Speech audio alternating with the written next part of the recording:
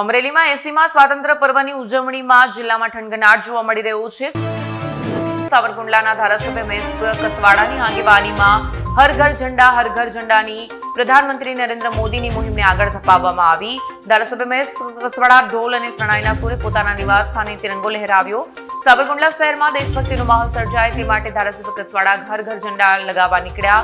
રાષ્ટ્રધ્વજને કુમકુમ તિલક કરી વધાવતા કુંડલાવાસીઓ આન બાન અને શાન સાથે દરેક ઘરે રાષ્ટ્રધ્વજ લહેરાવવાની મુહિમ છે। મોટી સંખ્યામાં ભાજપના કાર્યકર્તાઓ સંગાથે હર ઘર ઝંડા લગાવાયા। દેશની અંદર રાષ્ટ્ર પ્રત્યેની આસ્થા જાગે અને એટલા માટે દેશના પ્રધાનમંત્રીએ 5 વર્ષ પહેલા હર ઘર ઝંડા એ અભિયાનને શરૂ કર્યું છે। દેશ માટે સૌથી મોટો તહેવાર એટલે સ્વતંત્રતાનો દિવસ છે, 15મી ઓગસ્ટ છે।